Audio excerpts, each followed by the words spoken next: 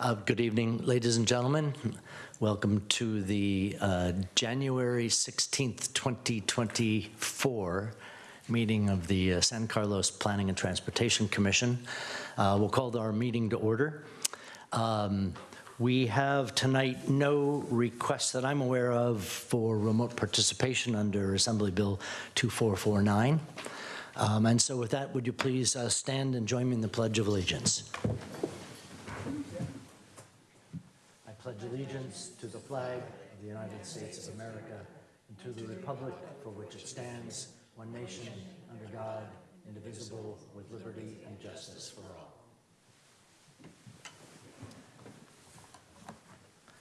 all. Roll call, please, Lisa. Thank you, Chair, and Happy New Year.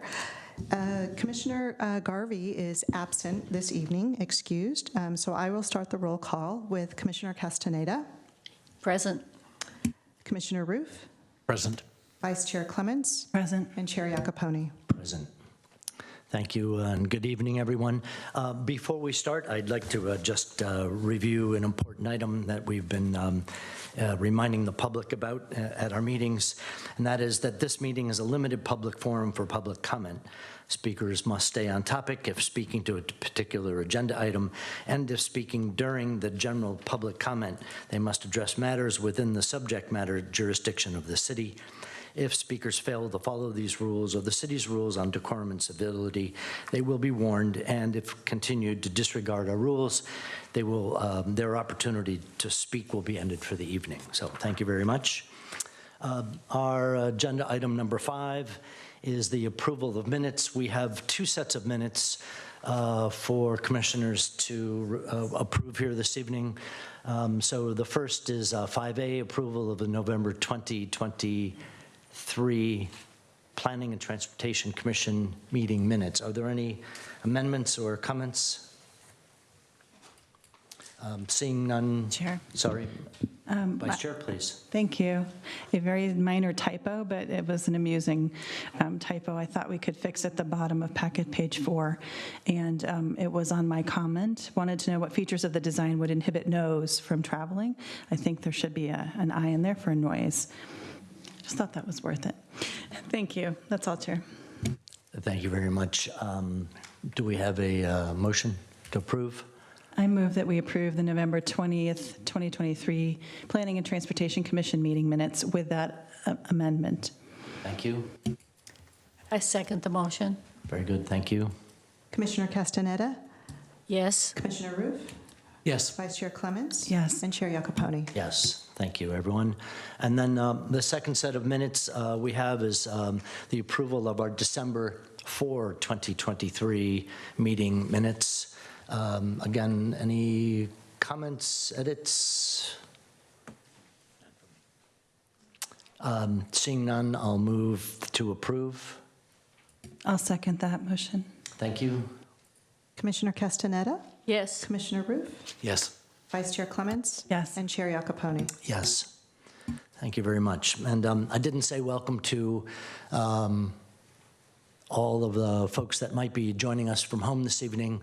Welcome, everyone. We're looking forward to a very good presentation and discussion here this evening. Our first agenda, or our next agenda item, is the feature for our evening. It's item 6, a study session on the Northeast Area Specific Plan, consideration of a revised draft land use option with modifications to the proposed streets and open space comments. I think we'll all acknowledge a lot of community input and hard work by staff last year, and a very good reflection of those bits of input into this evening's agenda item. And so with that, I think we have a presentation.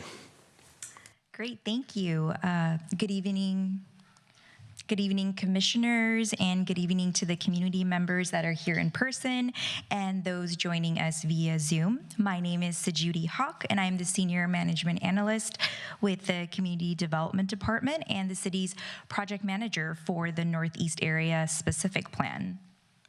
For tonight's study session, we are going to be focusing on the revised draft land use option for the Northeast Area Specific Plan.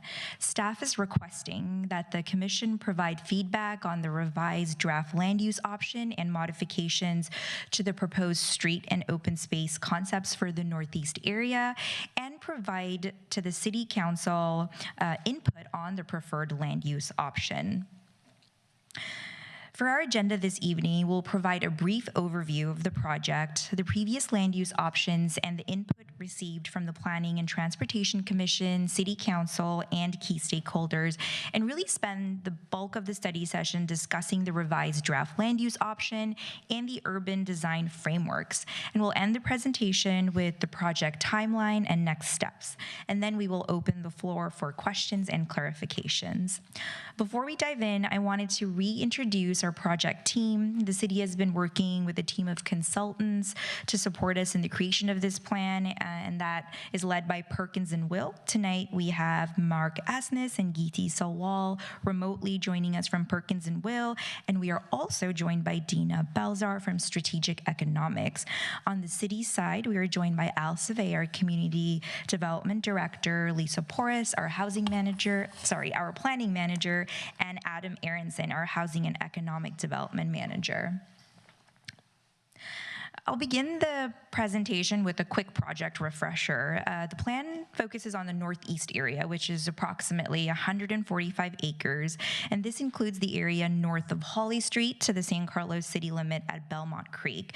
And the area is bound by Old County Road to the west and Highway 101 to the east. And the plan boundary does not include the greater East San Carlos neighborhood to the south, but we will definitely be really thoughtful about planning for the transition between the Northeast area and the surrounding neighborhoods.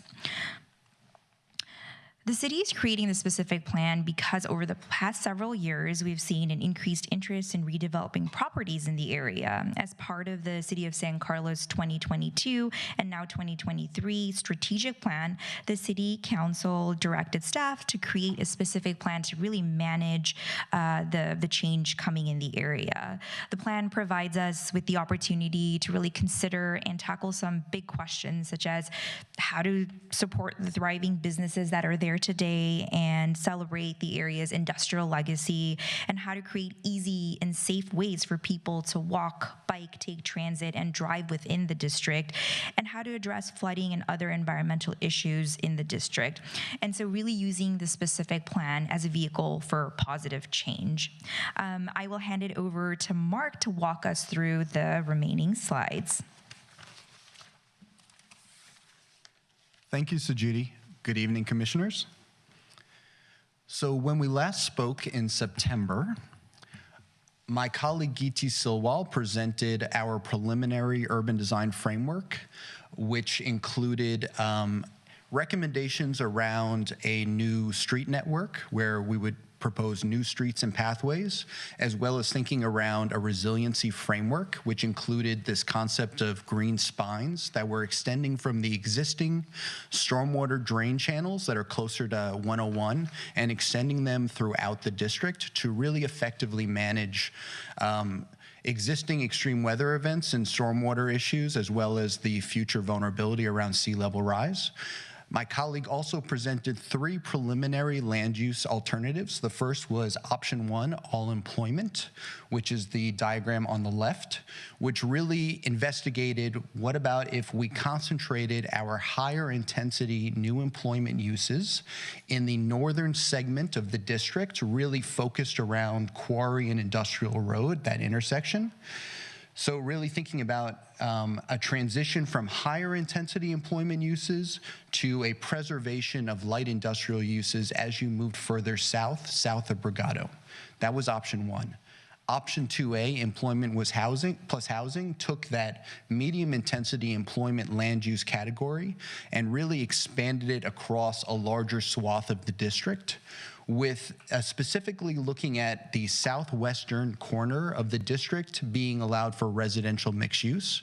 We intentionally chose this area for residential because of its proximity to Caltrain. It's within a 10-minute walk to the San Carlos Caltrain station. Its close proximity to El Camino and downtown, as well as its adjacency to the greater East San Carlos neighborhood. And then option 2B is a slight variation on option 2A.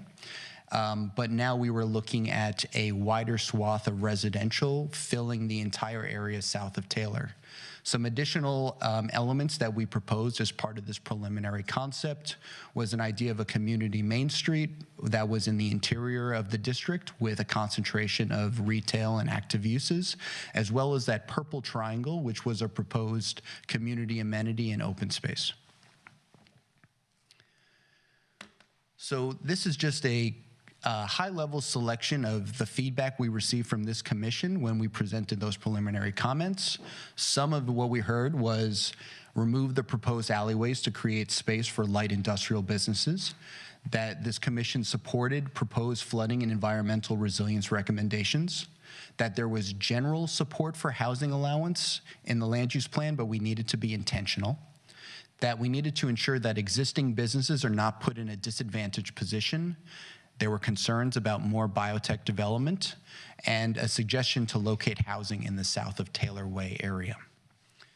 Then about 1 week later, actually exactly 1 week later, we presented the same preliminary urban design framework and land use concepts to City Council, and many of their comments were aligned with what we heard at this commission. There was a general support for housing, but not a consensus on the exact location. They would still like to see a community amenity in the area, but we need to determine where a new location, an appropriate location, would be. We need to carefully consider how existing businesses can stay in the district and expand.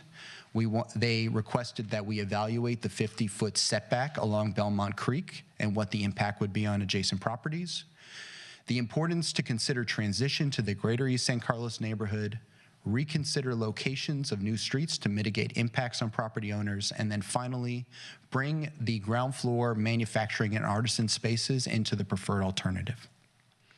And then finally, based on this feedback we received from these decision-making bodies like yourself, we held 2 additional community stakeholder events in December 2023 with the Northeast area property owners, as well as a virtual meeting with the Greater East San Carlos residents.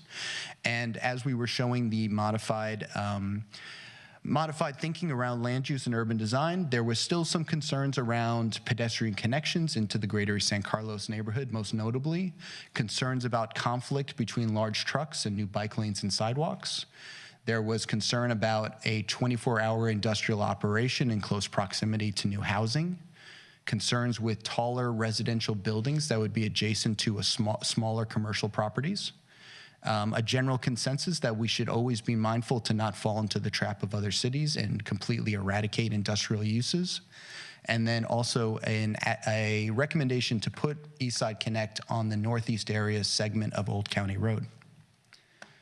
So we took all of this feedback and we began to integrate it and distill it into what is now a revised land use option and urban design framework. What you see on the screen is a composite graphic of all of those considerations now integrated into one cohesive plan. So what you'll see is guidance around mobility network, resilience framework, land use thinking, ground floor activation, heights and densities. And we're gonna go step by step and walk through what those revised frameworks look like. So just a quick diagram in terms of how we're breaking up today's overview of the design framework. You may think it's a bit strange that we've numbered each of these segments from bottom to top, but the way in which we think about a healthy and successful urban design framework is almost like a layer cake. We want to start with our mobility network and our resilience framework and make sure it's functional and sustainable. And then we want to overlay a calibrated mix of land uses on top of that, thinking about ground floor activation to really ensure a successful ground floor and pedestrian environment. And then finally, really think about the calibration of vertical development and what will be the appropriate heights and densities moving forward. So first, moving into the mobility network. So based on stakeholder and decision maker input, there were 3 strategic modifications to the preliminary plan. The first was removing those alleyways that we had proposed as part of that original design thinking. We will still be moving forward with guidance as part of the specific plan document around good best practices and standards and guidelines around site design and better access, but it does not need to be done through a series of mid-block alleyways. There are other ways that we can ensure that there's going to be compact, successful development moving forward. We removed the proposed vehicular street extension of Brigado Road. So previously, we wanted to make a direct vehicular connection between Old County and Industrial Road. We've removed that vehicular segment.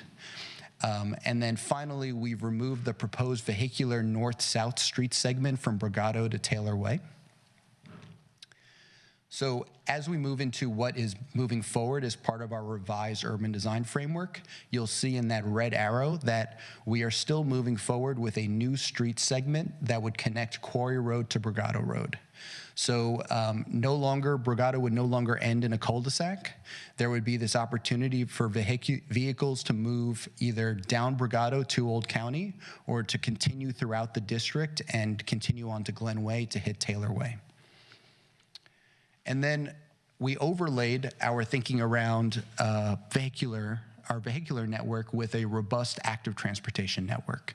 So just to break this down, I know there's a lot of text and graphics and graphics here, but in the pink line and next to the Belmont Creek, we're still proposing a trail along Belmont Creek, which is a part of our larger resilience framework and thinking.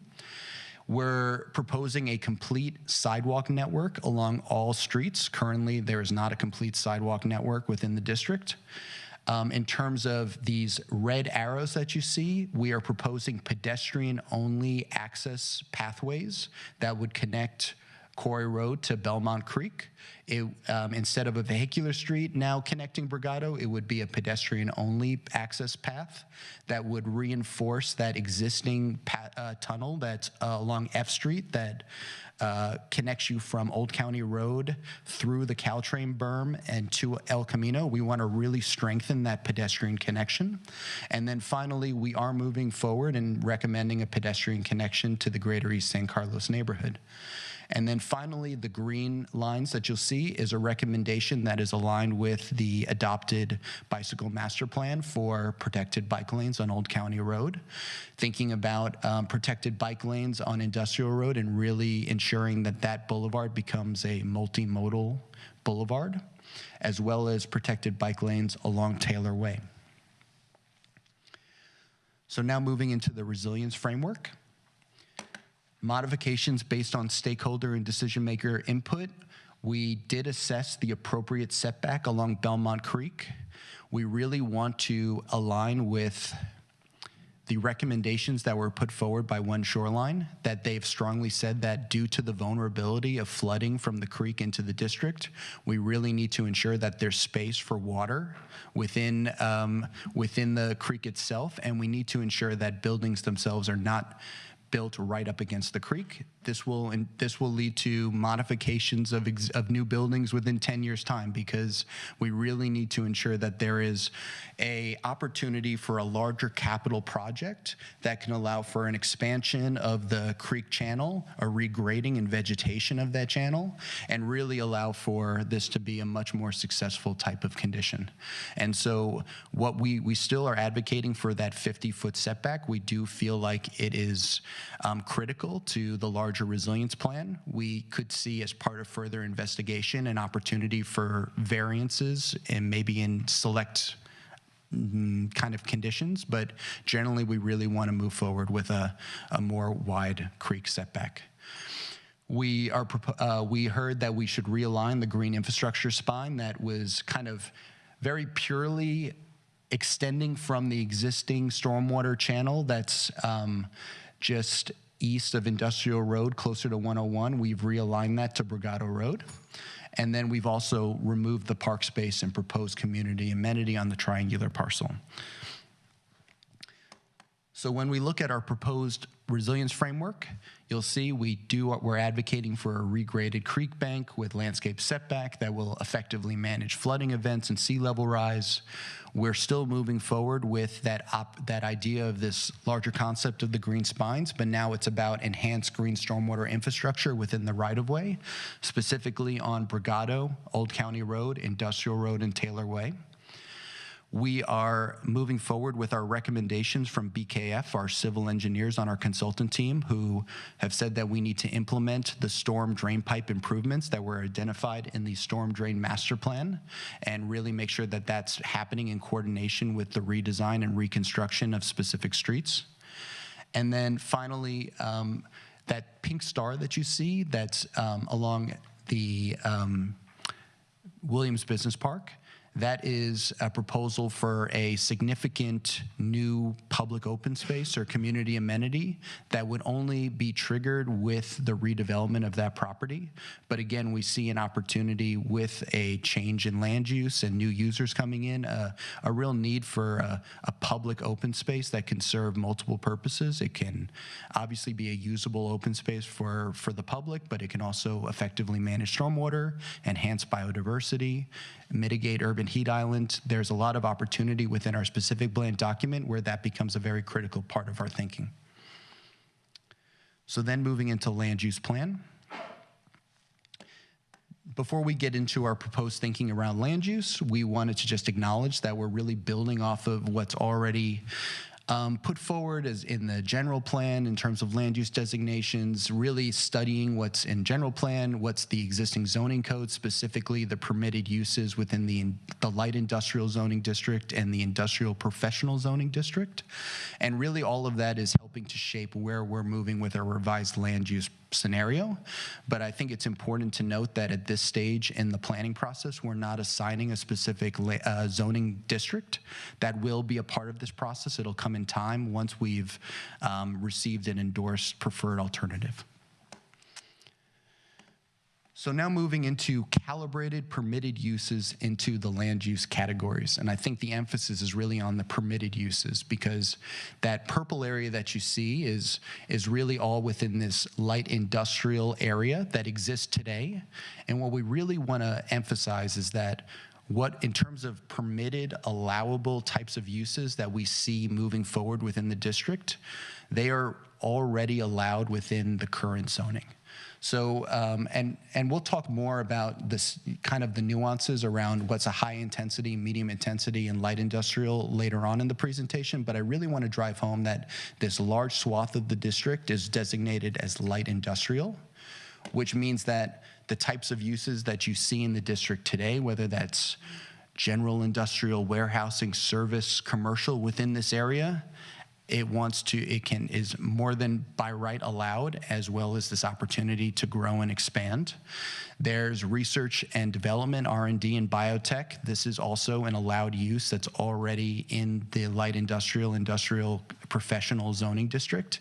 However, as we'll talk about later, the heights and the FAR, certainly the FARs are not necessarily aligned with what type of development wants to get built for this type of use. Hence the reason why what you see as new development for life science and biotech is going through a planned development review process. Opportunity for small-scale industrial, artisan, and manufacturing spaces, specifically on the ground floor of new development. We want to not just preserve the existing industrial uses that are in the district today, but really celebrate and allow for this opportunity for new makers, 21st century makers, to be allowed in the district to really flourish here. And then finally, as we think about a more calibrated mix of uses, we want to ensure that there is opportunities for retail, neighborhood services, a wide swath of active uses. There are certain areas where we're being intentional about requiring retail in the future, and other areas where we're just highly encouraging it, and we'll talk about that in a couple slides. And then in the area that you see in orange and yellow is really this integration of a residential mixed use, which is aligned with what you saw in our preliminary design concepts around land use. That orange area with the star is really thinking about a mixed use with residential on the upper floors, but allowances for ground floor commercial, and we already mentioned that opportunity for a community amenity. And then just south of Taylor, we're still moving forward with this primary land use of multifamily residential. And again, if you were to look at the types of uses we would see here, this is a new addition to the district. So this idea of a significant amount of multifamily residential is, again, an intervention as part of the specific plan process. And this opportunity to, with this type of new development, bring in a percentage of ground floors for small-scale artisan manufacturing spaces and, of course, retail and neighborhood services to ensure that we are promoting complete communities. Now, moving into ground floor activation. We're really building off of the gateway concept that's in the general plan. And what we've done is we've identified 3 major gateways within the Northeast area. The first one is at Industrial and Quarry Road. The second is at Old County and Quarry Road. And the third is at Taylor Way and Old County Road. And these are the areas, as you see in that red kind of line, that would require ground floor retail with new development or potential major renovations, and we can have that conversation as part of the Q&A on what that looks like. We would be encouraging active uses, and we can define what that means within the specific plan along the major corridors like Industrial Road or Old County, but we really want to be intentional about where that retail spaces wants to be to ensure that we're creating these pockets of vibrancy and kind of energy within the district itself and not have it be too distributed. And then to complement that, in the purple along Quarry Road, our new north-south street, a portion of Brigado and Glen Way, there would be a requirement with new development that a percentage of the ground floor would be designated for small-scale industrial, artisan, and manufacturing spaces.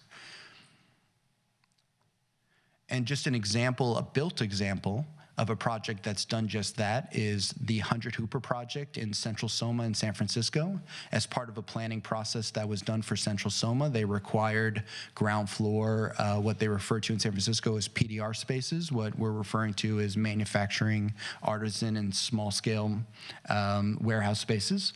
This is a project that has successfully built affordable industrial spaces on the ground floor with market rate offices up above. And there's a variety of different types of makers that are occupying those spaces today. And as you can see in these photos, Adobe has taken up the upper floors. So this is a typology that's working. And we see it being able to be emulated here in San Carlos. Now, finally, moving into heights and density. So what you'll see is an existing zoning map here. The light industrial in pink, as you'll see, is a very large swath. Essentially, all of the properties that are west of Industrial Road are designated as light industrial. And there's an FAR of 0.5 or 1 FAR for any properties that are above 1 acre, and a height limitation of 75 feet. And then there are select areas that are in purple that are industrial professional. That FAR base is 2.0 and that height is 100 feet. But as you can see, that's generally more of the exception than the rule. What we're really looking at is that light industrial zoning district. And so just academically, we took what could be a typical block within that light industrial zone, and we just said, what about if we were to extend that 1.0 FAR across the entire site? And what you could get is essentially a 1-story building across the entire property. But if you were to, let's say, concentrate all that buildable square footage to try to hit that 75-foot height envelope, you would get smaller buildings that are concentrated in, let's say, a quarter of the site. And what you would normally see within the district today is a predominance of surface parking in the areas that are not built up. So what we're proposing is, as part of our update to our heights and FAR thinking, is one, keeping the base height at 75 feet across a large portion of the district.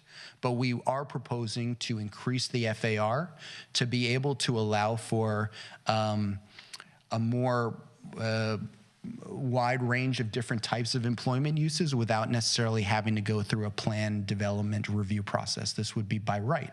We have not determined what the right FAR is at the moment. This is really our next step in our work, and we are going to be understanding what is going to be the appropriate amount of FAR to be able to successfully reach that height envelope, but again, making sure that we're thinking about good urban form and really sculpting the larger district in terms of a built form.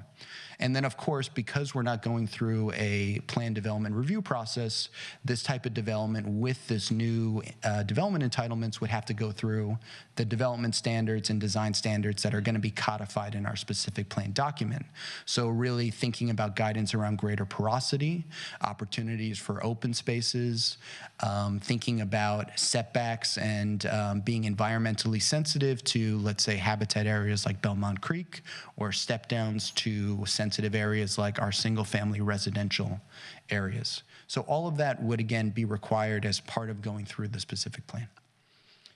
Now, if, let's say, a property owner or a developer, an applicant, was looking for an additional amount of height or FAR as a part of their development, we would be integrating a bonus system that would allow for a certain amount of additional height and FAR, buildable square footage, and in return, that applicant would have to adhere to a bonus menu that is going to be developed in the upcoming months with input from city leadership and really understanding what is going to be the most tangible public benefits for this district.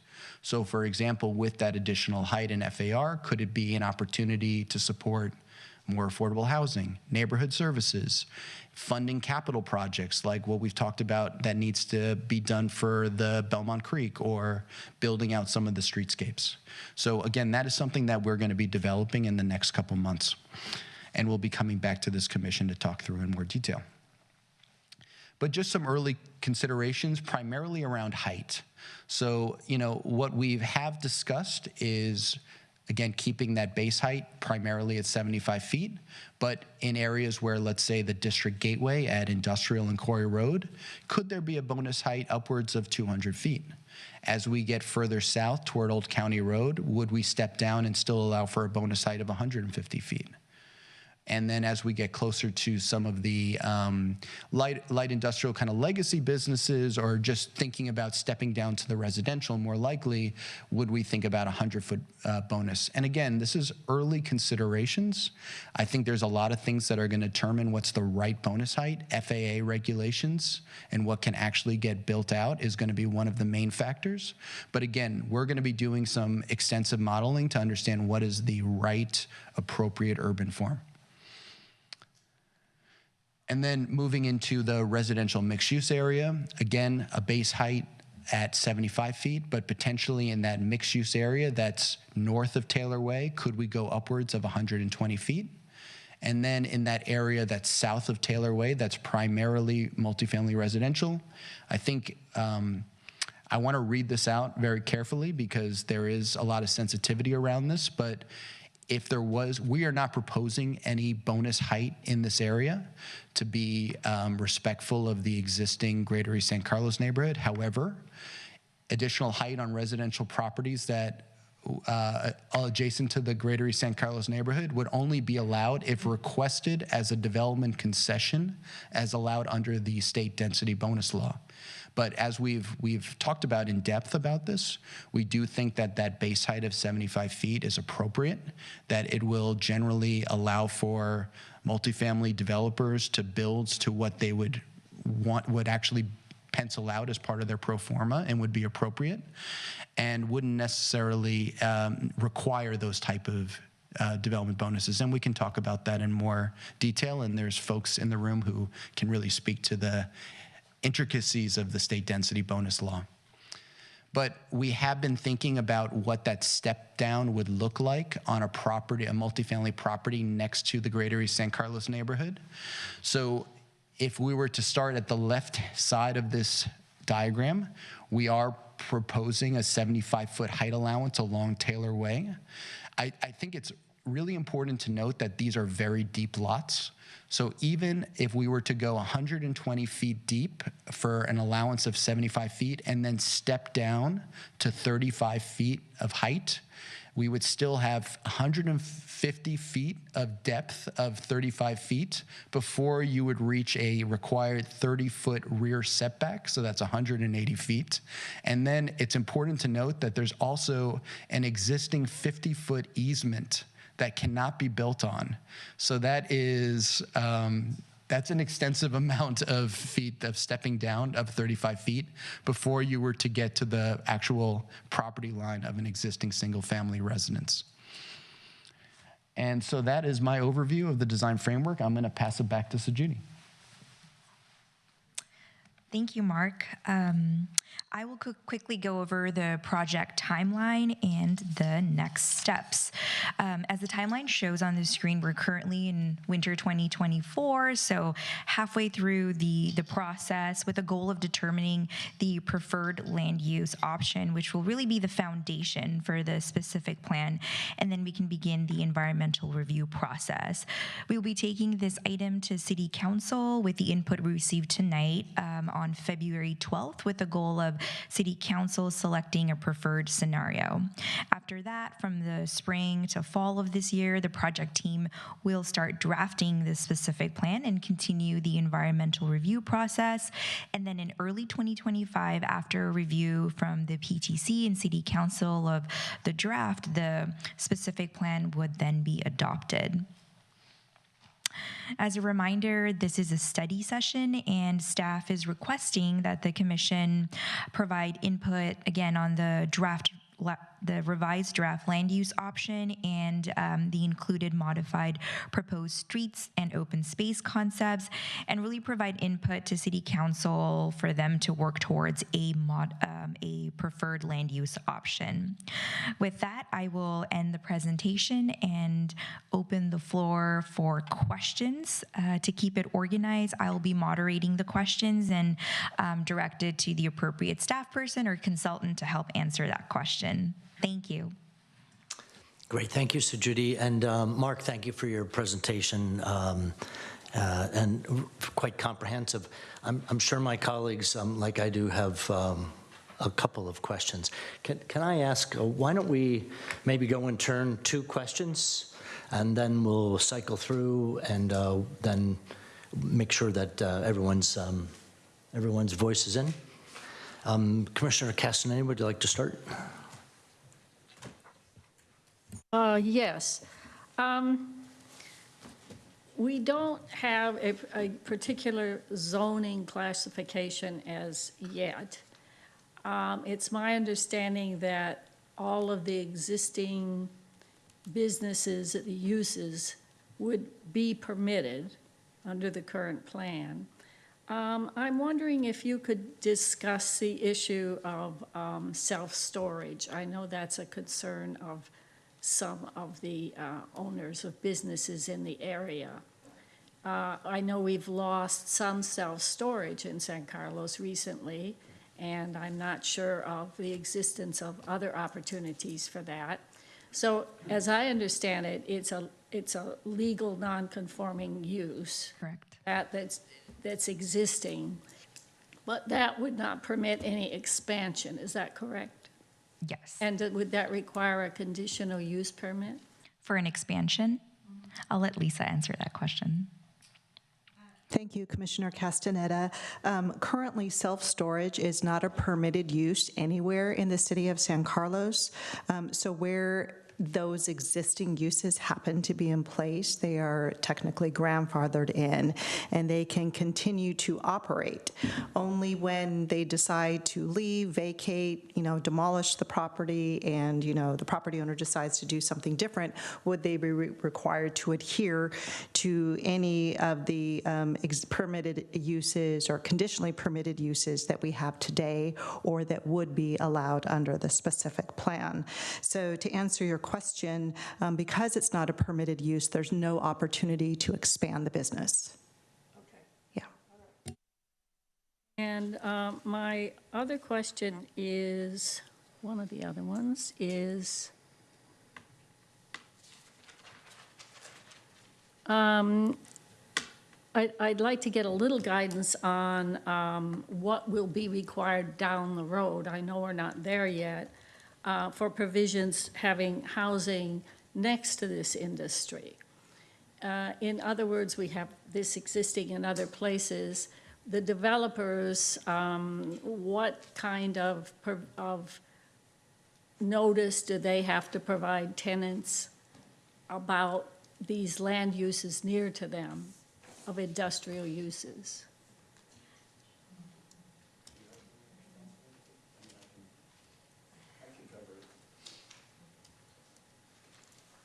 Well, I would want to say that this is maybe a discussion that we would really love your insight on, in terms of just that adjacency between residential and existing industrial uses. As I mentioned, there's 24-hour industrial operations in this district, and with incremental growth comes some messiness. I will say that while I can't necessarily direct to specifics, there are a lot of examples across the country of industrial districts that have incorporated residential mixed use, whether it's because of capital projects like new transit lines or major corridors that have instituted policies around noise ordinances, or things that residents sign when they come into the district, acknowledging the fact that they are in an industrial district and it is going to be noisy and there's loading and servicing.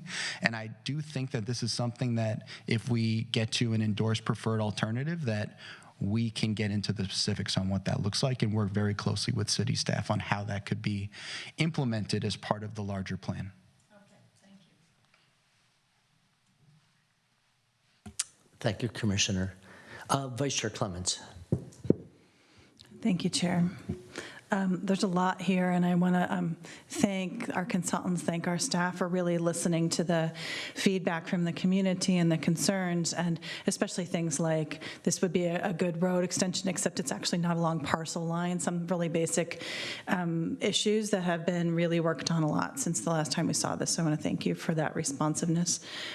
I just have a couple of questions about the land use and the bonus heights and the heights in general. So can you just give us a sense, I'm thinking about the bonus height for light industrial over 75 feet, and what kind of projects that we have seen that would come forward that would be an LI designation, and kind of just remind us how high that they were, so we can get a sense of how high over a 75-foot base, other things that haven't been approved have been. Thank you, Vice Chair Clements, for this question. I might need to ask one of my colleagues. Al, I think, could take this question. As the Commission is aware, one of the most recently approved plan development plans was 642 Corey. Oh, yeah. Thank you, Al. Good evening, Chair and members of the Planning Commission. Generally, the average height of the new life science buildings is about 100 feet. To the top of the parapet, and then there's usually some mechanical equipment that goes another 15 feet above that. So, okay. But that's usually set back away from the edges of the building. So generally 100 feet. That's really helpful. Thank you, Al. I appreciate it. I have two related questions. One, did you look at any minimum densities for those sites that would redevelop? I think I appreciated the slides on FAR, first of all, really clearly presented, which is not It's one of those things people throw around, but it's hard to picture if you're not used to it. So thank you for the images. But were there any minimum densities considered for sites that would redevelop, either commercial or residential? And if not, how does that kind of play into the FAR conversation? Or for other reasons why no minimums were considered? Because I didn't see that they were, so please correct me if I'm wrong. Well, maybe this is, if I can understand you correctly, I think that we're acknowledging that the current, light industrial zoning designation has a 1.0 primarily, and the industrial professional has a 2.0. So I think we're starting from there, right? Which is that could potentially be the base. Okay. But again, we are seeing that with projects that are coming in the pipeline that are not necessarily a typical traditional industrial use, they are requiring additional FAR in order to get to that kind of optimal project, Right. which is now allowing us to investigate what the right FAR is. Okay. And again, we want to be really nuanced about this. We want to make sure that by right, applicants can go through the specific plan process and use the right FAR to get the project. But we also want to acknowledge that we want successful built form and really think about what that looks like so you're not just filling the envelope. So I think that's our immediate next step is understanding what is that base. Great. So again, just the minimum density concept is really covered by the FAR base, which is assuming that whether you have it all across the site or it's squished into part of the site, that in essence is a minimum of a sort. Okay, that's helpful. And Chair, I had one more question, but we can cycle through and then come back to it if you like. Thank you very much. Commissioner Roof. Just clarification on the light versus medium versus heavy intensity. So far, I've just heard the distinction of those categories based on the allowable height. But is there thinking that there would be additional elements that would be incorporated into those categories? And if so, what are they? Sure. Thank you for your question. And so currently the three different light, medium, high, we're calling them kind of sub areas under the light industrial. And the real distinction between the sub areas is the height and FAR. Beyond that, there are no other distinctions as of right now. Lisa or Mark, if you want to add anything else to that. So, for example, that high intensity, light industrial, medium intensity, it is not necessarily being distinguished by land use. We're saying that there's the permitted land uses go across that entire kind of base land use category. But when you go back to kind of some of the thinking around our framework, whether that's district gateways or this opportunity to kind of help create a place with, required retail, we are trying to create a distinct kind of moment as you enter the district. And therefore, we see a justification for a higher intensity of bonus height at those areas to, again, really create a very distinct kind of built form moment at a specific gateway that would say, you've now entered the Northeast area or you've now entered the city of San Carlos. And we think that can be done through really calibrating the types of heights and densities within specific areas. And that's why we're starting to denote what is higher intensity or medium intensity or transitioning to a light industrial, lower intensity. Okay, that helps. Thank you. That's all for me. Thanks, Commissioner Roof. Two questions for me. The first one is, could you give examples of today what are not things that are in light industrial? Like, you've been great at describing what can be done, and I think we're considering residential and mixed use in an area. So what won't we see and welcome in the future in the way of new types of activity? Sure. I'll have Lisa answer that question. Thank you, Chair. Yeah, we anticipated such a question, and if you can give me a moment, I'll kind of look at our existing zoning classifications to find a use that wouldn't be permitted. And again, these are things that we're going to be looking at in the future. Maybe before I'll start, I'll just share that the existing zoning designation, as you've seen in the maps, is primarily light industrial. So light industrial is a general nomenclature for how we define the zoning district. But within the zoning district, there are uses. There's like 51 different uses that somebody could choose from. Most of these are permitted by right, some are conditionally permitted, and some require a minor use permit. But they're not just light industrial uses. Some of them are public and semi-public uses. Some of them are commercial, and some of them are transportation related. So while we say light industrial, there's much more than just these traditional light industrial uses that one could do. And the philosophy is that we're maintaining all of these permitted and conditionally permitted uses in the district, but we're going to be refining them into different sub-areas with different levels of intensity. So your question was, what would not be permitted? I see one like cannabis. That's not permitted. Right. There's various things that would not be permitted, like, for example, in the light industrial, a hospital isn't permitted, but of course, in the other zoning district, it is. A full-service eating and drinking establishment would currently not be permitted. Incorrect, Sajidi. Cannabis dispensary, tattoos and body modification parlors, and there's a whole host of different ones. But if there's something specific that you're looking for, we can certainly look that up. But I would say that the district is more permissive than it is limited in the wide range of choices a property owner could look into and investigate for use on their Pacific parcel.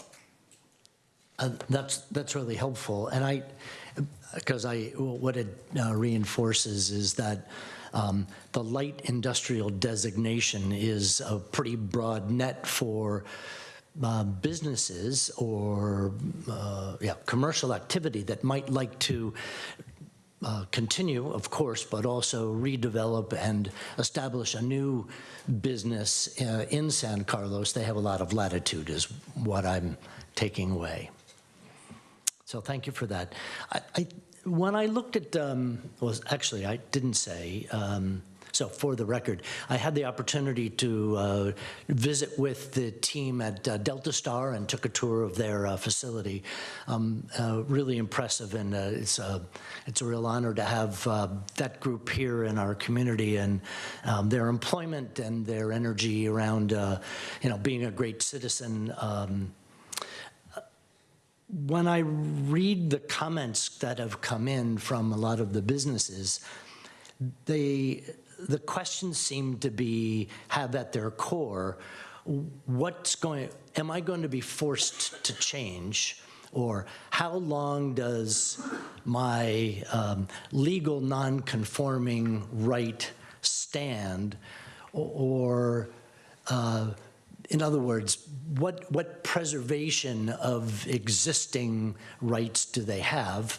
And then similarly, gee, if my business grows and I want to do the same thing, am I going to be stuck and told to go someplace else?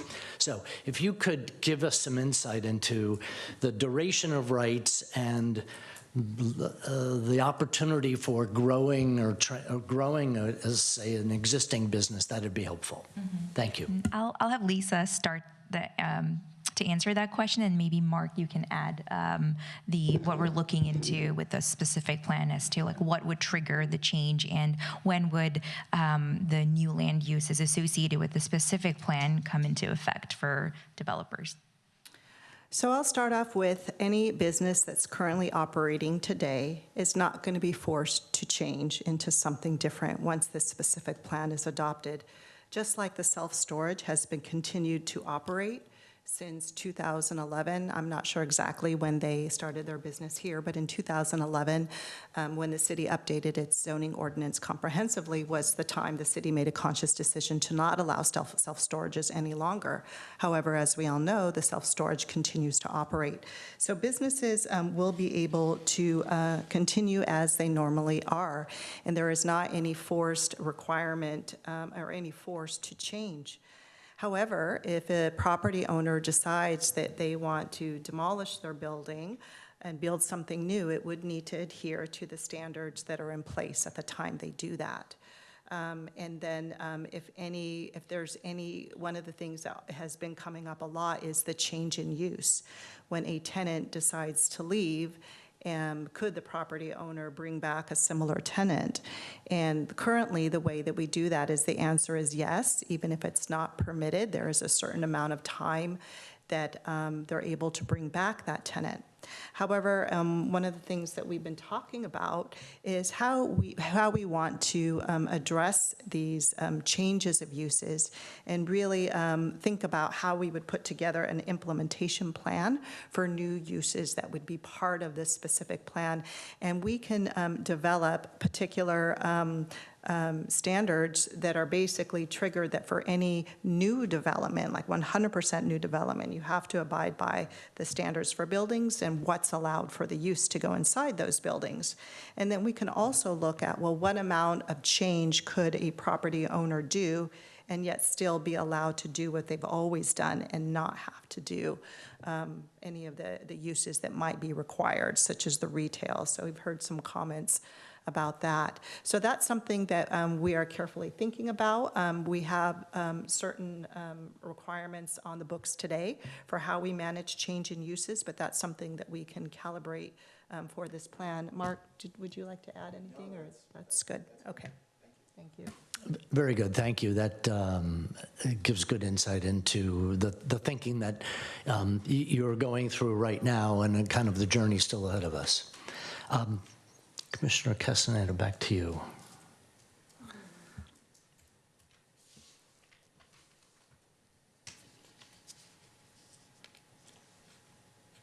Or if you'd like to take a minute, not to, we can come back to you. I know Vice Chair Clements had another question. Yeah, come back to me. Yeah, there's a lot here. I'm sure we have other questions coming. But I wanted to go back to the page, it was packet 35, but it's the slide that looks at the step backs from the existing residential neighborhood. That one, exactly. And I think I heard the presenter, it's Mark, right, say how deep these lots are. So you can do a 30-foot setback and then a 150-foot setback again, and then still have 120 feet at the highest height. Just wanted to probe a little bit more as to what this proposal, how this proposal came about. And, you know, I see 150 plus 120, so 270. Why distribute it this way? And what does that do to the economics of the building if you were to do at first 120-foot setback and then the 150?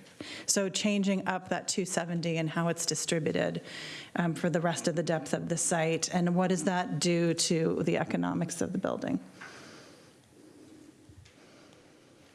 Well, maybe I can start with the architectural considerations of this, and then maybe my colleague can speak to the economic implications of it. But when we were developing what is the graphic that you see here, one, we did an assessment of all of the parcels that are south of Taylor and looked at the average depth of those parcels. So we could understand and we could make a evidence-based recommendation that these are very deep sites, that there's an average of a certain amount of depth into them, and then worked with my colleagues who are architects to understand when we look at multifamily product, double-loaded corridors, at a 75-foot, looking at wood frame construction, what is going to make sense in terms of what can get built today and what would potentially be in the pipeline for future housing. So this is rooted in architectural realities of what would actually be a logical floor plan and within an accurate dimensions of sites that are south of Taylor today. In terms of your kind of prompt around, could we kind of flip this and have a greater amount of 150 depth for the 75 and step down to the 35 and 120?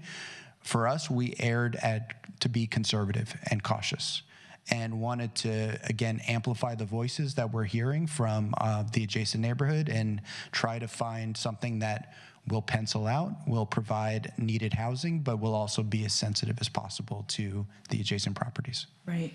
Thank you. And the architectural informing this is helpful. And would something typically go onto that deck that has been created for the 150-foot step back? I mean, It would be nice, is that like a right? pool and patio and, all these amenities that would go up there? I think And is that was also the incentive? That was also part of it as well. It was to think about one that's if you're looking at this particular project, you're optimizing southern exposure, so it actually would be like a very viable outdoor podium deck. And yeah, exactly, this could also help soften the impact of the new development, because you're seeing a usable podium space with vegetation and, like you said, a pool, but also, again, knowing that there's going to be a required landscaped tree line setback as part of that 30-foot rear setback to the easement. Right. Thank you. Appreciate it. And I don't know, Dina, if you have any other thoughts on feasibility? No, I mean, I think that, again, these are theoretical buildings. Yeah. So, and we know that the 35-foot, I'm sorry. For the public record, so people can hear you. Thanks. a long Thank day. you. My apologies. Yes. Again, I'm Dina Belzer with Strategic Economics. So, Commissioner, we could easily test the feasibility on these buildings, but we've been looking at comparables for now, rather than go through all the work to do the pro formas. And we're seeing these building types as being comparable to what's being built today. Great. So I don't think it's an issue. It may be that the 35-foot building would get built first. So in other words, it might get built in phases, I see. right? Oh, I see. Yeah. So it's actually So it two wouldn't different buildings necessarily- I and don't a know how many courtyard in between. units And are in here, yeah. And so again, what this diagram is showing you is sort of an absolute massing, but it doesn't necessarily represent what would be built there I see. in the future. So, and there could be other kinds of setbacks and so forth. Okay. I also want to add to your point about green space. I live in Berkeley, and people are using these rooftops for farming. Oh, Growing- yeah. they're growing Oh, produce nice. and flowers and so forth and so on. So it's Wonderful. kind of- Yeah, farmer's market right there then. Yeah, there you go. Yeah, right. Thank you. Okay, that's very helpful. Thank you.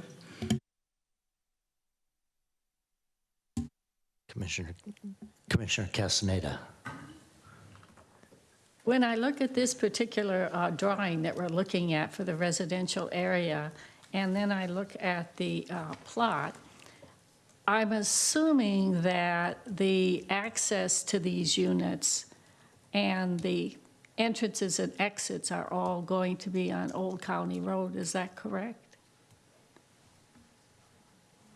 For this particular diagram, we're looking at a parcel that's along Taylor Way. So, I think there could potentially yeah. be a parcel that would be along either industrial or Old County. But what we're looking at is a mid-block parcel that would have access on Taylor Way. And I think you're right. What we would do as part of our specific plan standards is we would require the primary entry from Taylor Way.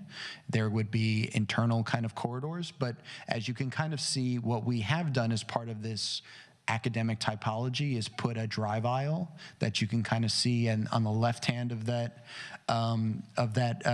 diagram that would allow for cars to then go into a ground floor parking podium. So, and that also kind of provides a bit of elevating up the residential the residential units so that there's a bit more privacy. And the pedestrian walkway would also be something that would be applicable for this group of people as well that you're proposing. Correct. And then I did have one other question on the required retail. I understand what you're trying to do because it's in the gateways, but I would suggest that we'd want to make retail as broad as possible to not overly constrain what people could do or come up with creative ideas for ground floor that would be useful to the community. Absolutely. I think it's striking the balance, right? I think we know that there are disadvantages to requiring retail outright across a really large stretch of a district, because we know that the market can't support that amount. But I think there's also this opportunity, to your point, to really define an active use as being a wide range of different types of neighborhood services, or like, you know, again, when we think about these kind of artisan manufacturing spaces, to me, that's defined as a neighborhood service and an active use that can help make the pedestrian experience and the ground floor experience that much more dynamic, while not necessarily having to go within the traditional definition of what it means to be a food and beverage retail space. So I absolutely agree with you. Thank you.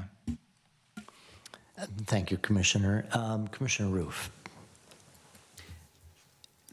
One of the recommendations is a new road, extension of Brigado to Corey, if I understand it. I think I've got that right. And that's a pretty big impact. So before I would be comfortable recommending that, I'm kind of curious to learn what is the basis for recommending that road. Is there a traffic study of some sort that we've got too many trucks going the other way and it's causing congestion? Or is it just sort of a academic, if you were building a community from scratch, it'd sure be nice to put a road there. What's the basis for that recommendation? I'll have Mark answer that question. Well, and I'm gonna try to channel as best as I can our transportation consultants, Nelson Nygaard, who are not on the call today. But we have done extensive traffic analysis and modeling, both of the existing conditions that are today, as well as those preliminary urban design kind of design concepts that we showed in September. And in short, right now, the distribution of trips, of vehicular trips throughout the district is problematic, because there are only so many ways that vehicles can move in and out of the district, right? There's limitations in terms of if you're trying to move along north-south kind of axis, it's only industrial and it's only Old County. And you can hear from firsthand testimonials from people that that's problematic with the type of traffic that's going on those corridors right now. There's a lack of internal local streets of being able to distribute those type of trips in a more healthy, I think for lack of a better word from a transportation standpoint, way. And we have modeling that really proves that point. So it was absolutely critical for us to create a more connected and more distributed mobility network. And so for us, this opportunity to create that new segment that could at least create one additional north-south route, even if it's extending on Glen Way, is going to help in terms of reducing congestion overall and helping to just make the opportunity for more multimodal connections more and more feasible. Okay, that helps. Okay. Thank you. Thank you. One of the implications of the way the residential, in light yellow, the residential area is sketched out, and that then linking with what might happen in the mixed-use residential in the Williams property, is really a creation of a new neighborhood. I'd be interested to hear more. And by the way, I know that we've had a lot of conversation with Greater East San Carlos neighborhood, and I'm not trying to force a connection, but I'm curious to hear about the idea of creating a new neighborhood, which is in a way walled off or isolated from other parts of residential in the community in San Carlos. So could you just share a little bit about the thinking and, yeah. Sure, I can start, and then Mark and Lisa can add. So for the residential component, that area was the kind of the best candidate because of its proximity to Caltrain and the downtown, and just the general location was the ideal space. And we actually met with the GESC community in December, mid-December, and we shared this proposed plans and the pedestrian walkway connection and the potential amenities that'll be in the district along the social gateways and that connection between the existing residential and the kind of new district that's coming in. And we heard a variety of comments on that, and mostly around the pedestrian connection and opening up the residential district to the new industrial district. And then I'll have Mark add anything else, or Lisa. Well, the only thing that I would add, and I think everybody is aware of this, but this is one of our directives from the City Council under their strategic objective, was to create a specific plan for this area and consider the introduction of housing in the district where it obviously currently is located. So that was our charge to begin with, and for the reasons that Judy just mentioned, we carefully thought about where that residential use could go, where it would make the most sense. And maybe I'll pass the mic to Mark if you have anything further to add, but that covers it? Yeah. Great. All right. Thank you. Thank you for that. And I think one last from me.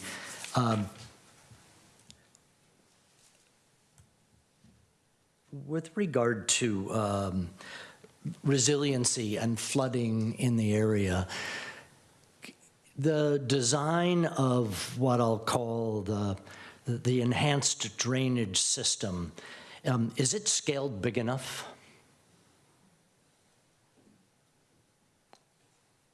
I think hard to answer that at this stage in the process. I think what we want to put forward is the intention for a multi-prong approach to effectively managing flooding and future sea level rise vulnerability within this district.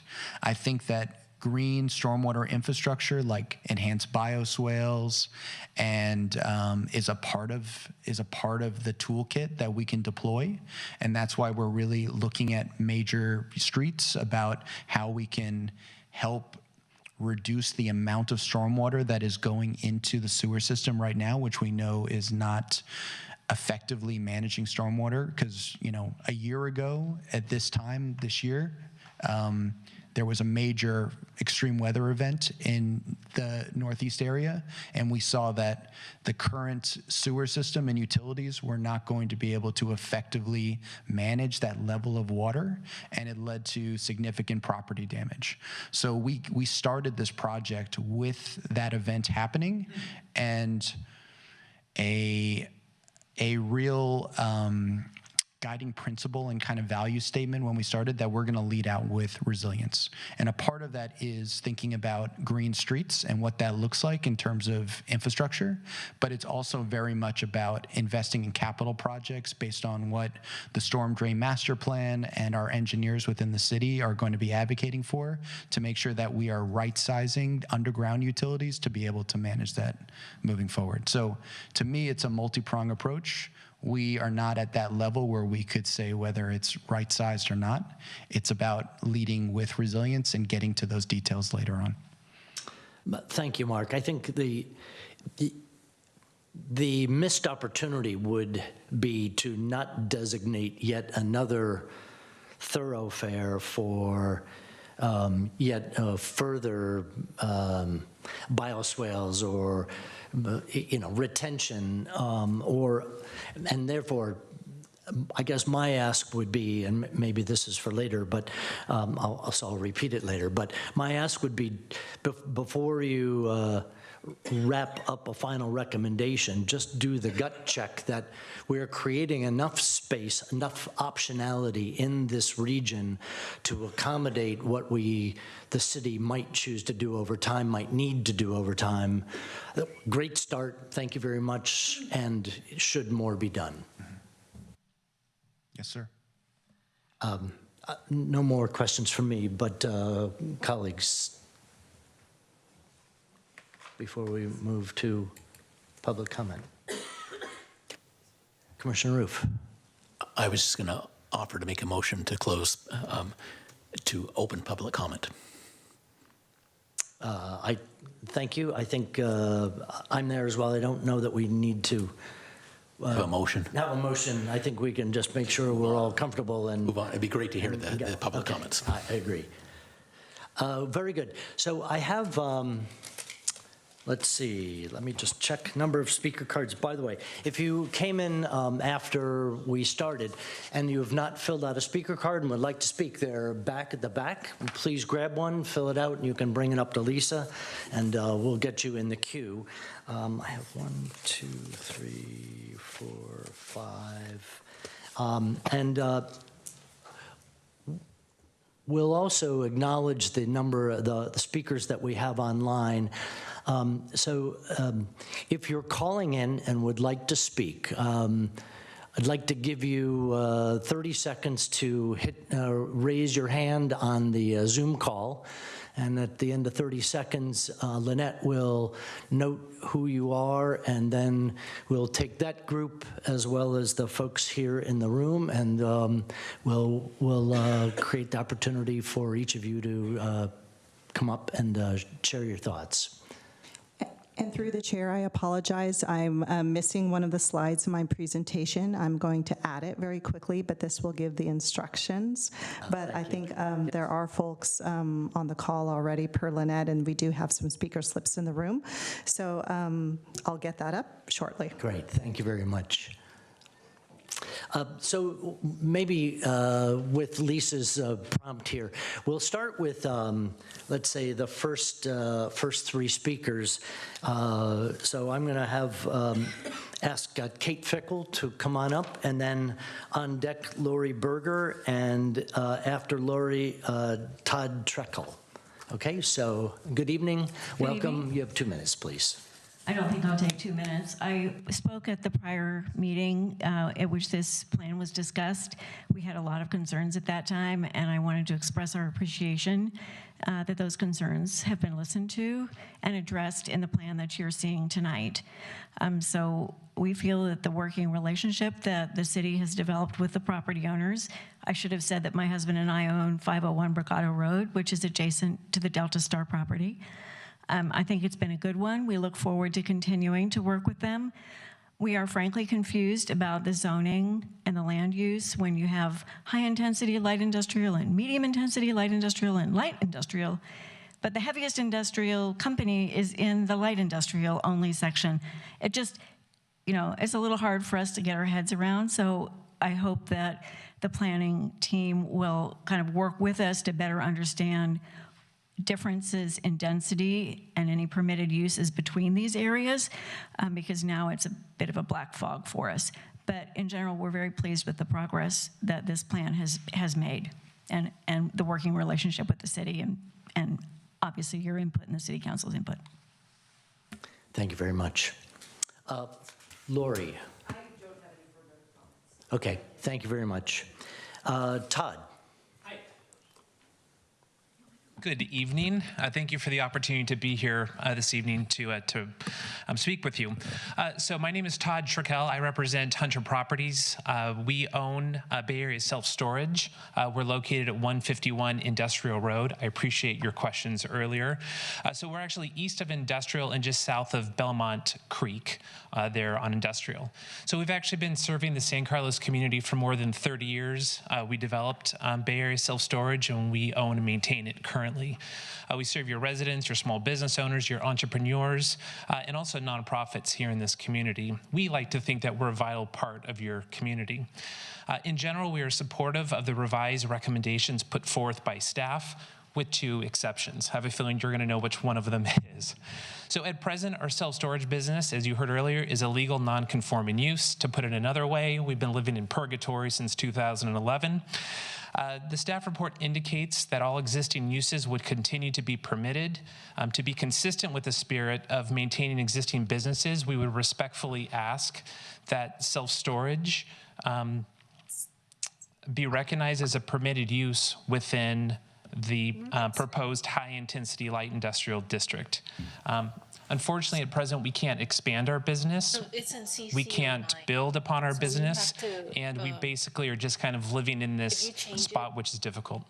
you go to CC Lynette, your mic is on. online and then modify it on the laptop. Lynette, you have a hot on the mic. desktop. Yeah. Yeah, because it's CC09 is opening. Hello, Lynette. Your line is open right now. Sorry about that. That's okay. Okay, Todd, please. I'm going to start over. I'm just kidding. So anyways, we can't expand our business where we are. We'd love to densify our business. We'd love to invest in our business, and we can't do it. So we really appreciate you to consider that and recommend it to the City Council. The second thing is just the 50-foot setback. That's really arduous on our business as we're right against Belmont Creek.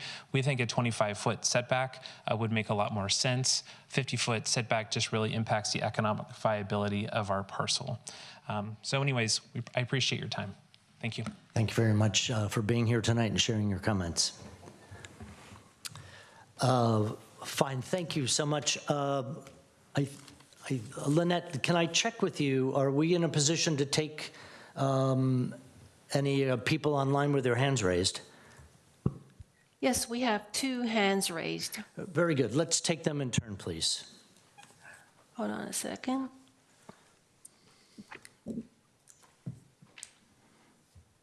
The first person is Debbie Bodaki.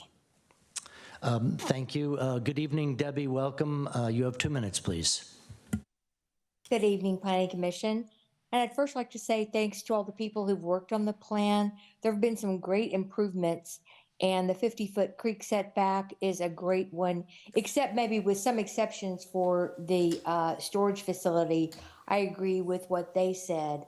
And one thing that was really great in the slides was the explanation of the urban design framework, starting with the mobility network, resilience framework, land use, going all the way up to height and density. So that was very, very helpful. What wasn't helpful is the description of the heights and density. There's a lot of language that's being discussed that's nonsensical. No one can understand it.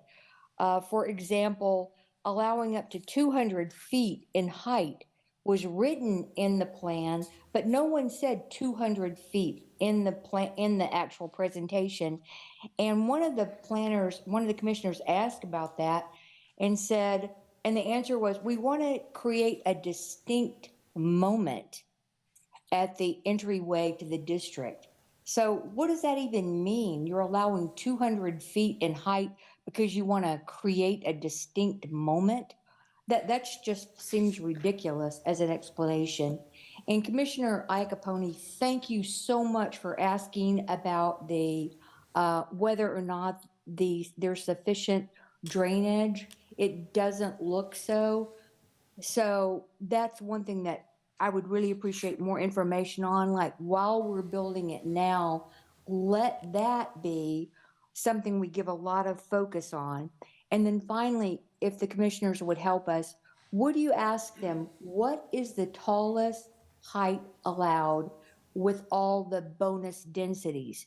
And I mean, even for the commercial ones, because the way the biolabs get around it is they go planned development so that these zoning restrictions don't apply to them. And also on 642 Quarry, wasn't the allowed height closer to 200 feet versus the 100 feet that Mr. Savay said was the average? Thank you very much. Thank you, Debbie. And Lynette, our next caller, please. Next caller is Brian Heckman.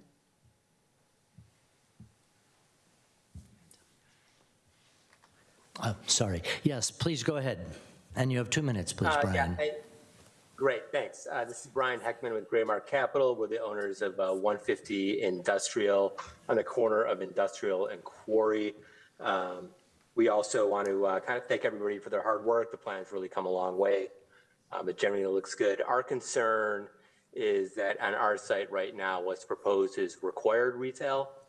So for us, I think what we've heard throughout this process is that if you had an existing use, that wouldn't get taken away. But in our case, if a tenant were to vacate our space, and currently our space is vacant, we would be required to add retail in there.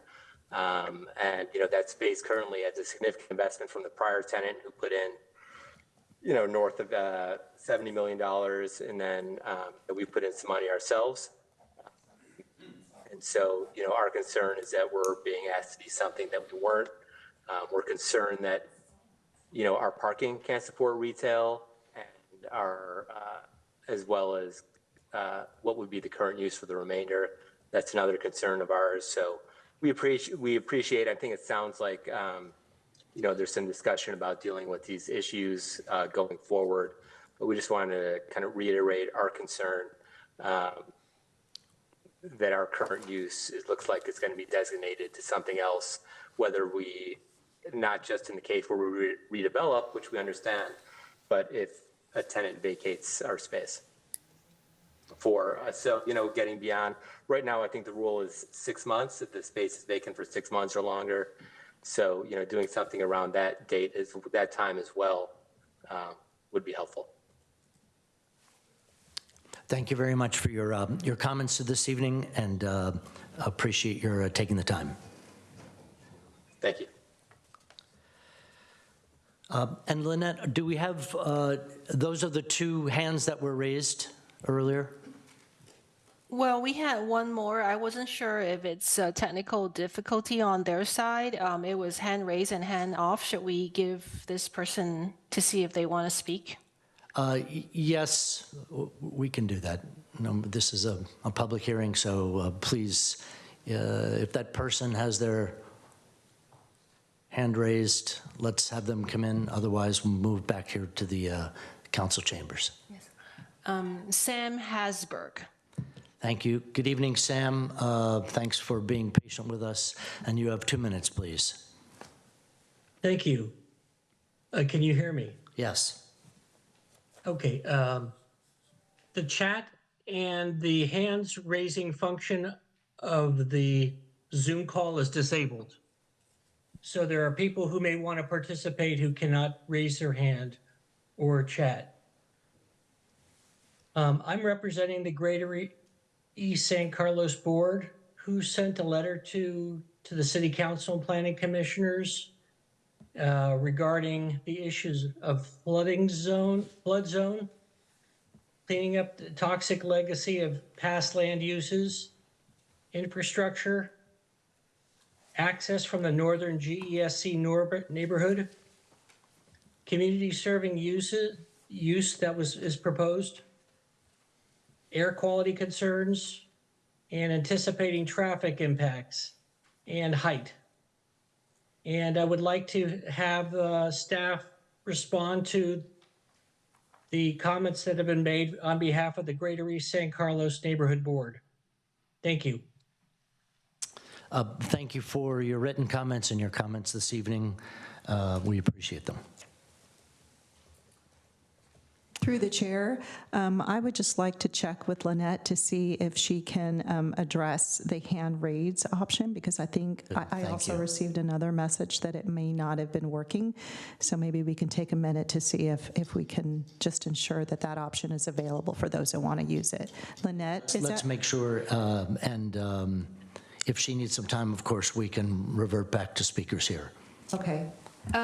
Actually, based on the new procedure by our city clerk, we would give public comments, like attendees 30 seconds to raise their hand if they want to speak, and then we will close the raise hand function.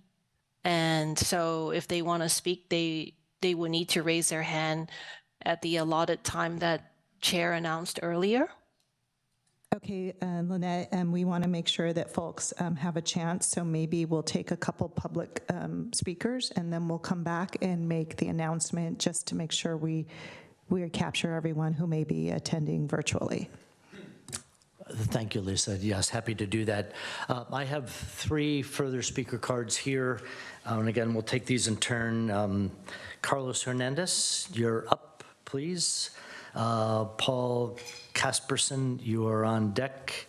And Conrad Taylor, you'll be number 3. So good evening, Carlos. You have 2 minutes, please. Thank you, council members. And well, thanks for the revised plan. My name is Carlos Hernandez. I'm the general manager at Delta Star. We're on the corner of Industrial Road and Tellerway Road. I've mentioned some things before. We've been in there since the 1950s. We're an employee-owned company. Today, we employ around 260 people, and we're planning to grow to reach 340 within the next 12 months, and maybe 360 by the end of 2026. We currently utilize every part of our property and could use more if we could. With the new plan, there's some areas that we see of concern. Some have been addressed, but others probably not. Safety. We're a 24/7 operation, and the plan needs to consider the large safety risk, not only to our employees, but to potential citizens and pedestrians in the area, considering all the logistics of the vehicles that come in and out of our property. The roads, the proposed boulevard on Industrial Road does not necessarily consider that approximately 90% of our product shipments block all 4 lanes on Industrial Road for the product to come out due to the multi-axle trailers that we require. In fact, if you look at that street, even extending the center medians that are south of us would be a restriction for us as a company. Business continuity, I think this is something that was addressed. How would we be protected as a business going forward, knowing that residential areas would be across, and the minute that they will be there, they will do protests wanting us to move or close. In the terms of growth, our business continues to grow, and we're currently restricted by land. So if we acquire a neighboring property, could we incorporate that into our land use? And the definition of light industrial. I think this was discussed in December, and today we believe it needs more clarification.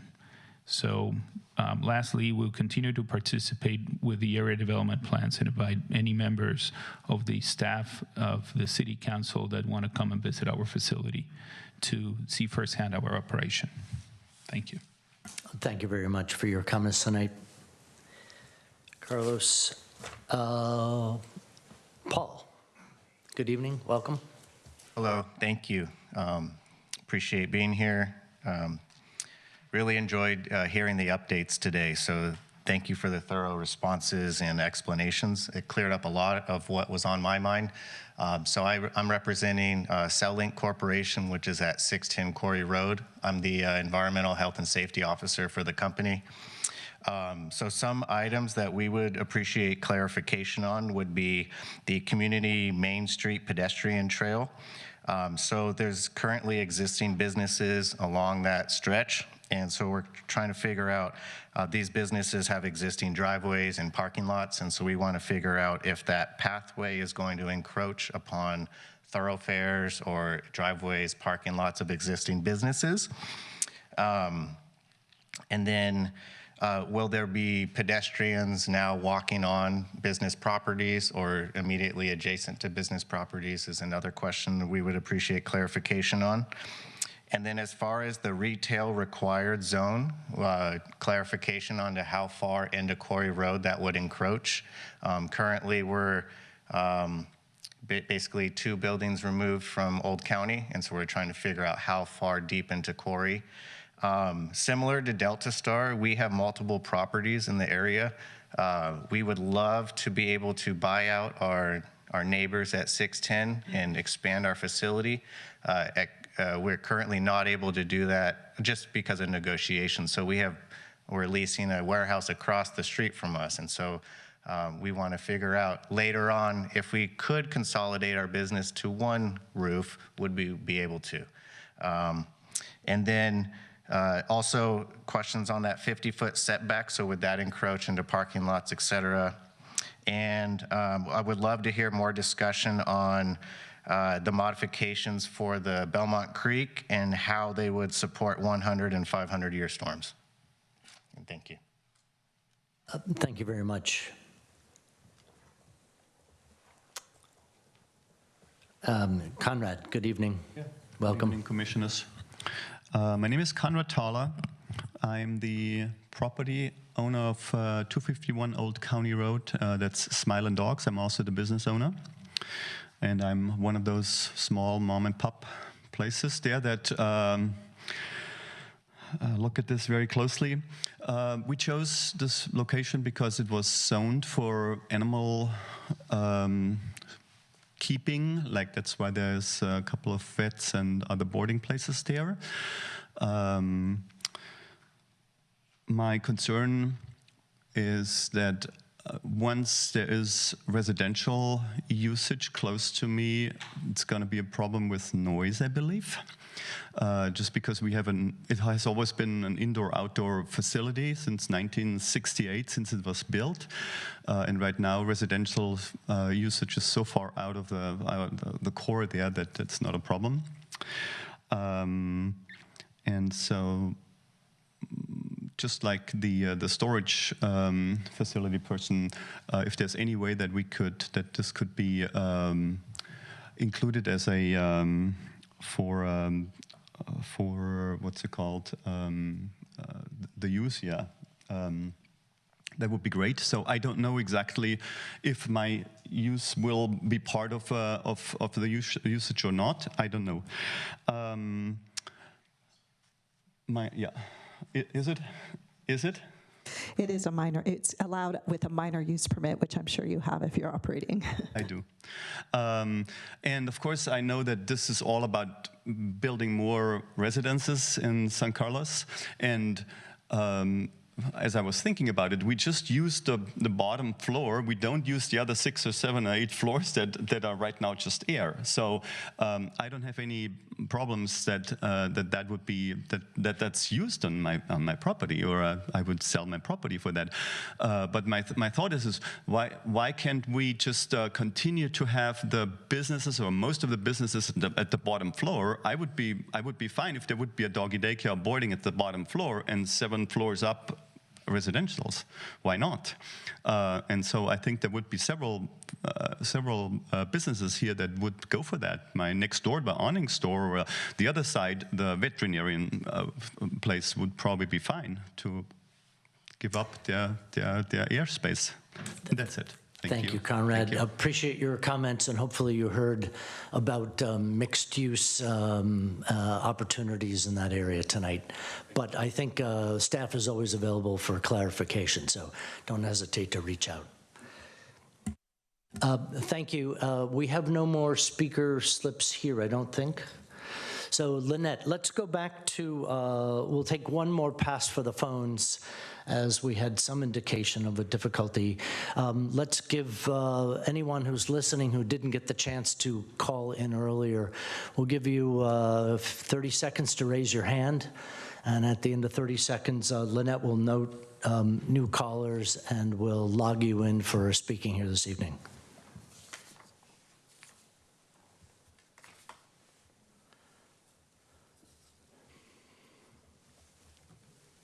Okay, and Lynette, do we have other hands raised?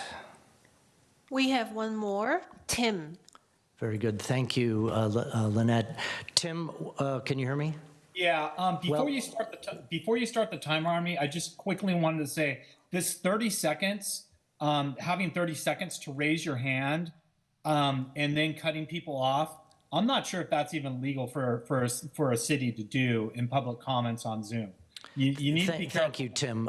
If you could, we appreciate that, and I think the city has addressed that in their own protocol. You have 2 minutes for your comments. All right. First of all, I really like the idea. First of all, I wanted to thank everybody for working on this. I know it's been difficult. I'm a resident of Greater East San Carlos. I live on Sylvan Drive. I really like the fact that they're going to keep the road between Brigado and Quarry Road, to have that new extension put there from north to south. That's extremely important. There's a ton of traffic that goes back and forth on Old County, so that would really help. Please extend Eastside Connect as well. north of, all the way north of our neighborhood up to Taylor and beyond. Also, please keep the 50-foot setbacks on the creeks due to flooding. Also, we were told that there would be a pedestrian and bike path along those 50-foot setbacks. So that's really important. As far as the height and density, 200 feet for commercial and those kinds of things is just way too high. Bring that down to like 150 feet. 200 feet is just ridiculous around this area. Let's not turn this into a downtown Redwood City. The second thing for the height and density is the residential south of Taylor. That is way too high. We got to step back here and look at the fact that I was told by Alcivay we're looking at close to 1,000 units being put in there. That is 1/8 of the total RHNA requirements for the city. So you're asking our neighborhood to take the burden of 1/8 of the requirements, state requirements, put right there looking down on our neighborhood.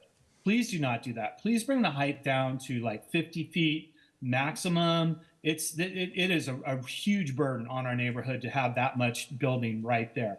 And the last thing is they were talking about like putting pools and things on top of the shorter areas up there. That's a huge amount of noise. And it just seems like our neighborhood is being taken advantage of to put in this much residential when it can be spread throughout the whole city. Thank you very much. Thank you, Tim, for your comments tonight. And I think with that, we've addressed all of the public comment, so I'd entertain a motion to close the public comment period. Chair, I move that we close the public comment period on item 6A. Thank you. I'll second. Roll call, please. Commissioner Castaneda? Yes. Commissioner Roof? Yes. Vice Chair Clements? Yes. And Chair Iacoponi? Yes.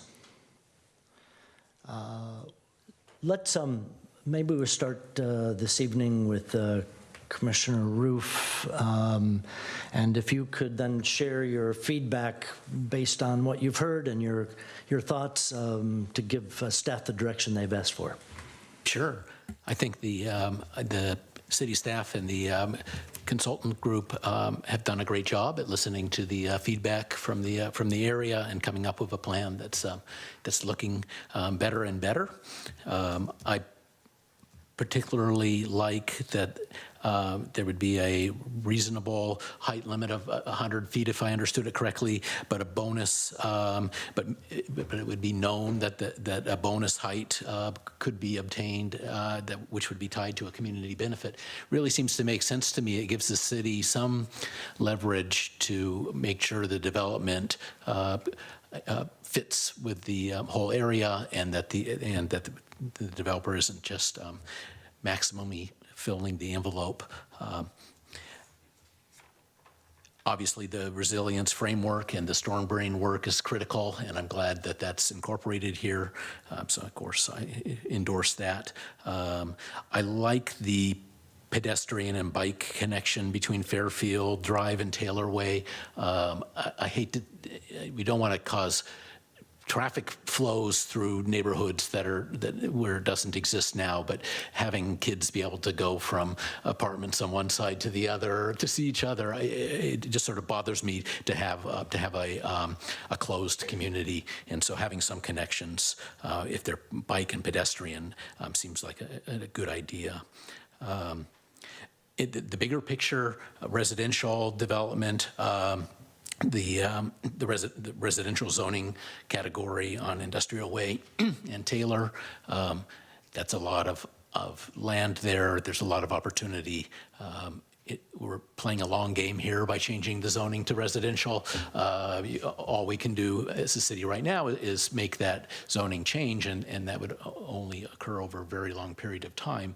But you've got to start somewhere, and so I would endorse that, as well as the mixed-use residential light. That seems like a pretty cool compromise where we meet the current value that area brings, and allow, if naturally, housing to be integrated there. I don't think we should be afraid of housing being slotted in next to other things. Peninsula is a densely developed area. We that don't need total segregation. You see integration in lots of places on the peninsula, and so I think that's a good idea. I would hope that we could make available the underlying studies that kind of justify some of the proposals here, so that that there's comfort that what we're endorsing is been numerically justified, and so, for instance, how the creek setback would actually lead to a change, or is that just a pretty lawn that? And so, I want to know, there's a price for doing that, and I want to know that that we're getting good benefit in return for the imposition of that. I guess similarly, the traffic study for the new road, I did hear some confirmation that traffic on Old County Road is bad, but let's make sure those studies are available. And thirdly, the viability of the retail, is the length of those red lines, is that scaled? Is that a realistic scaling for retail, given the amount of people in the area and their habits? And I wouldn't know the answer to that, but it'd be sure nice to see that going forward. But I understand this is sort of a general, a conceptual plan. You got to start somewhere, and to me, I'm ready to endorse where it's headed. Thank you, Commissioner Roof. Commissioner Castaneda. Well, thank you. I really like where the plan has gone, and I appreciate very much the work of everyone who's gotten us this far. I think the positioning of the housing is where it should be. I'm very pleased with the fact that we're still talking about the big setback, the 50-foot setback on the creek. I would share what the chair said, that we need to make sure that the water management plan is right before we go further. I think that's very important. I like the artisan idea for the ground floors. I think all of that is really good. We're hearing a lot of questions, and there's things, of course, that you can't answer at this point. But I think we do need to clarify for the existing businesses and for the surrounding residential areas as quickly as we can where we're going with the zoning and what is their current position on what they can do. Can they expand? Can they not expand? I think we need to do that for our businesses. So I'm generally very supportive. Thank you. Thank you, Commissioner. Vice Chair Clemens. Thanks, Chair. And thank you for everyone who's engaged in this process. I think these kinds of plans seem abstract at the time you're doing them a little bit, but really we all know how important the plan is later on, because decisions are made based on the plan. So I thank you everyone for engaging on this. I think the plan has come a long way, and how it's I feel like it's a lot more thoughtful than what we had in front of us not very long ago. So thanks for all your work on that. And again, it sounds like city staff engaged really carefully and really thoroughly in the last month or two to get it to where it is now. So good job on that. I agree with some of the comments that my colleagues have made. I do agree that as we create this new neighborhood of housing and then mixed-use properties, that it does connect well with the other areas, and that the greater East San Carlos being an obvious point that we need to integrate and not have some kind of artificial line between the old and the new. I think the plan, I want to commend you for being thoughtful about where retail could make a difference here. And I think many cities just kind of say, like, in this entire area, ground floor retail is required. And it really, you get concerned that can stop development because it just does not pencil appropriately. I am interested in one of the callers, one of the public commenters, talking more as we get more specific about which parcels are affected, really what the parking looks like for that area. I appreciate very much that this could bring a lot more or some dense housing to the area, and then doing a mixed-use transitional area makes a lot of sense to me.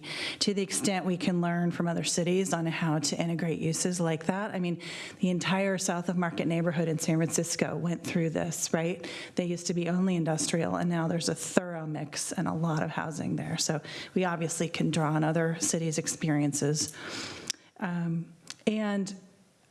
Agree, the infrastructure planning and resourcing is really important. The green stormwater is an important part of this plan, I think, both for the businesses and the residents that are going to live here ongoing. And this is our shot to get it, integrated and planned for.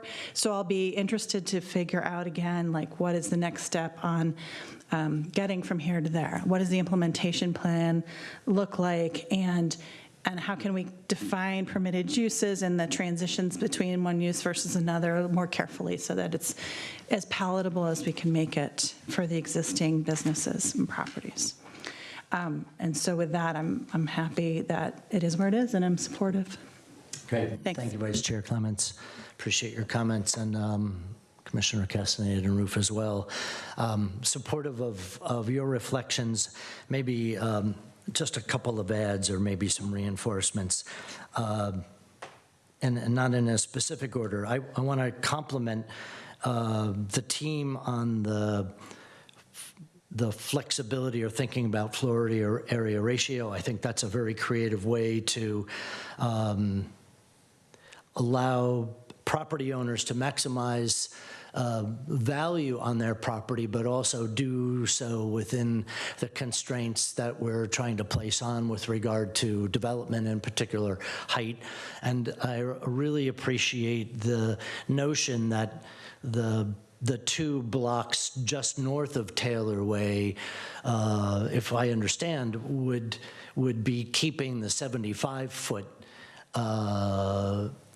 if I understood that correctly. So if I did, and if not, well, you'll probably tell me the next time. But it just feels like, so good, thank you. And similarly, despite my question earlier, I'm very supportive of the residential in the two areas that are proposed. It feels like the right thing to do. I could see a very vibrant, higher density housing community, which would be different from other things that San Carlos has, but vital in its own right. And I think it could bring a lot of energy to the area. So very good there. Have always loved the expansion of Belmont Creek as a path, but also for resiliency. And I think the only, in addition to my request for taking a real step back on water, and are we really planning enough? The other one is, I'm not sure that I can imagine in the high intensity area what a couple of 200-foot high developments would look like. I just think, well, I don't know. My brain tells me the scale would be at least a surprise, if not a shock. So I guess before we come back to that, I'd like some more context. Where else do we see that on the peninsula? Why that height? What's the logic? What's the economic benefit? Because my sense is it wouldn't be where I would have gone. So with that, those are my pieces of input. Thank you for taking the time over the past number of months to listen to our community and really come up with creative options to help us develop in a coherent way an important area for the city with housing, but also preserving the amazing uses that we have now and helping business owners think about how they can grow their business in the future. And I think with that, this agenda item's finished. Thank you. And for all who called in, also, thank you for your comments this evening. I think we'll now move to agenda item number 7. Reports, correspondence, and general information. 7A, report on recent city council actions. None this evening, Chair. There are a few things that I guess, well, let me take that back. The council did meet, did have one meeting at the beginning of this year, and of course, the commission is aware we have a new mayor, former planning commissioner John Dugan, so we wish him well in his new role as mayor. But my understanding is that the council created 2 new subcommittees. I don't have the titles for those. I'll learn a little bit more about what those are, and I can share those next time. And aside from that, I don't have anything to report on recent city council actions. Oh, thank you.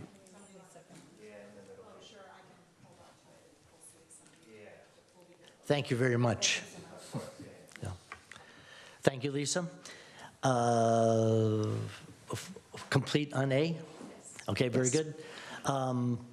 Planning and Transportation Commission comments or reports? Commissioners? Okay, thank you. Item C, 7C, correspondence. Yes, I'd just like to state for the record that since the packet was released for this evening's agenda item 6A, staff did receive several comment letters that were forwarded on to the Planning Commission, and those comments have been incorporated into the record, and hard copies were made available on the dais this evening. Great, thank you very much. And last on this item, 7D, planning staff comments, reports, and updates of current projects.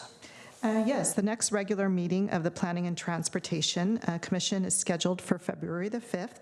And on that agenda, we will be bringing forward a zoning ordinance amendment for the northeast area. And this is in relationship to the moratorium that was previously established. That moratorium will expire in April. So staff has been carefully thinking about what the city could do in order to manage any potential upcoming development proposals while the specific plan is still being developed. So we have something for the commission for your consideration. And once we get your consideration on that, we'll be looking for a formal recommendation to the city council. We would then be taking that to the city council. So that's coming up on February 5th in the context of a zoning ordinance amendment. Sorry, Lisa, can you clarify, are you suggesting we're going to be looking at something that is interim or? This would be interim until the specific plan is Yes, adopted. Thank you. Good question. The second thing on the agenda, or the second item, is a proposed subdivision at 308 and 310 Phelps Road.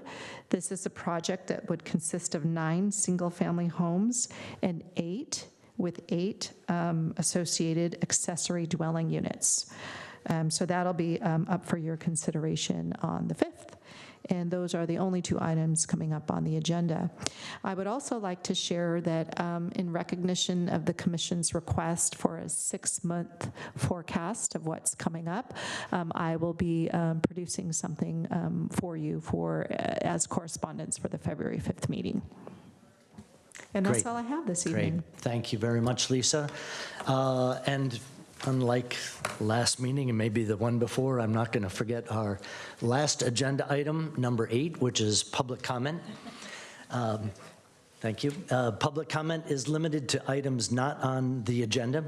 Commission may briefly respond to statements made or questions posed as allowed by the Brown Act, Government Code Section 54954.2. However, the Commission's general policy is to refer items to staff for attention or have a matter placed on a future Commission agenda for a more comprehensive action or report. We have no one here in the council chambers for public comment. If anyone is joining from remotely, and this is now the time to raise your hand on Zoom, and we'll give you about 30 seconds here. Please raise your hand, and at the end of 30 seconds, Lynette will note Any hands raised, and we'll close out the speaker opportunity for public comment.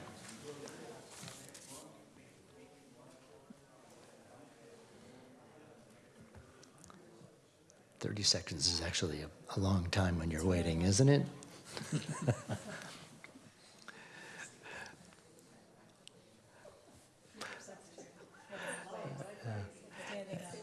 And Lynette, have we hands raised? There are no hands raised. Okay, very good. Then I would make a motion to close public comment. I would second that. Thank you. Roll call, please. Commissioner Castaneda? Yes. Commissioner Roof? Yes. Vice Chair Clements? Yes. And Chair Yakuponi? Yes. Well, thank you all. And I think with that, Happy New Year, and we are adjourned.